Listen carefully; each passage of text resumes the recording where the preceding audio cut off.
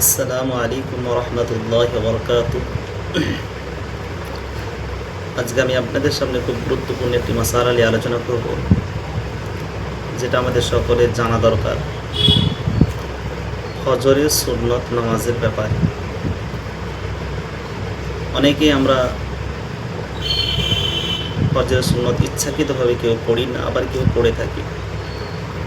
তা ফজরের সুন্নত পড়লে লাভ কি, আর ফজরের সুন্নতটা ইচ্ছাকৃতভাবে ছেড়ে দিলে তার ক্ষতি কী? আমরা ফজরের সুন্নত পড়তে পারি না, কয়েকটা তার কারণ আছে।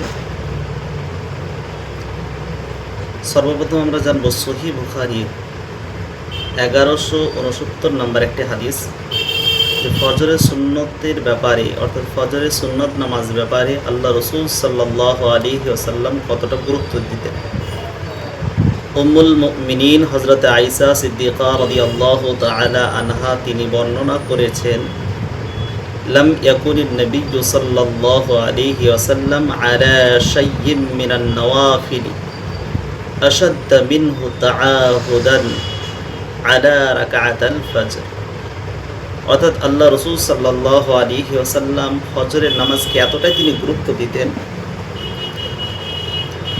যে ফজরের সুন্নত নামাজ, যত সুন্নত নামাজ বা যত নওয়াফিল নামাজ ছিল তার মধ্যে সর্ববেশি, সব থেকে বেশি গুরুত্ব দিতেন এই ফজরের সুন্নত নামাজকে।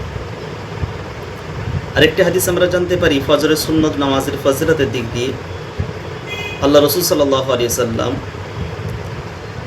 তিনি নিজের পবিত্র জবান দিয়ে, পবিত্র মুখ মোবারক দিয়ে বলেছেন, সহিহ মুসলিমের 725 নম্বর হাদিস, রাকাআতুল ফজরি খায়রুম মিনাদ দুনিয়া ওয়া মা ফিহা। এই ফজরের 2 রাকাত সুন্নত নামাজ দুনিয়া এবং দুনিয়াতে যা কিছু আছে সব থেকে উত্তম।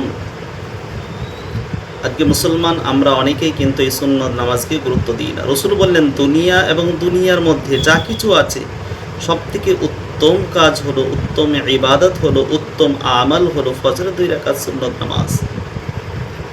এখানে কয়েকটি মাসআলা আমাদের মনে রাখা দরকার। অনেক ভাইকে মসজিদে যখন আসার পরে দেখে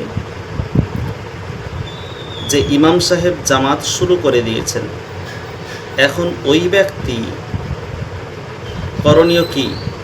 আগে সুন্নত পড়বে না জামাতে শরীক হবে?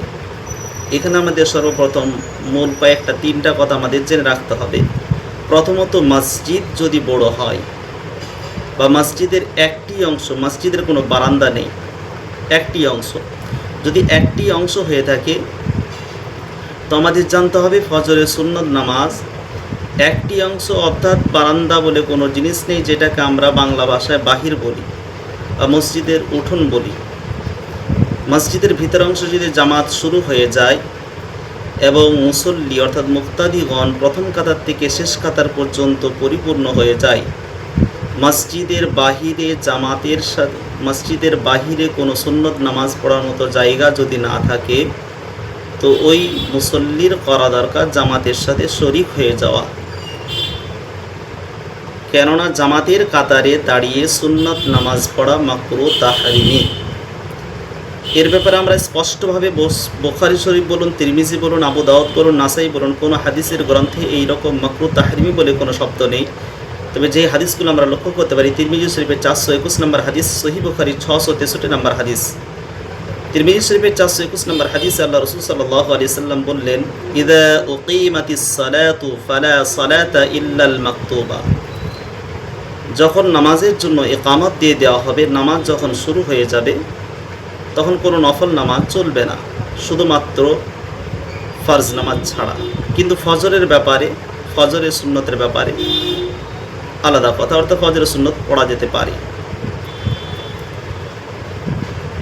তা আরেকটা কথা, যে যদি মসজিদের 2টি অংশ হয়ে থাকে, অর্থাৎ মসজিদের ভিতর এবং মসজিদের বারান্দা, তা এমন সময় যদি কোনো ব্যক্তি মসজিদে প্রবেশ করে দেখলো যে ইমামের সাথে আমি বারান্দায় 2 রাকাত নামাজ পড়ার পর ইমাম সাহেবকে তাশাহুদে পেয়ে যাব বা তাশাহুদের পূর্বে আমি ইমাম সাহেবকে পেয়ে যাব, তো ওই মুক্তাদির দরকার বা ওই মুসল্লির দরকার সে যেন 2 রাকাত সুন্নত নামাজ পড়ার পরে ইমামের সাথে শরীক হয়।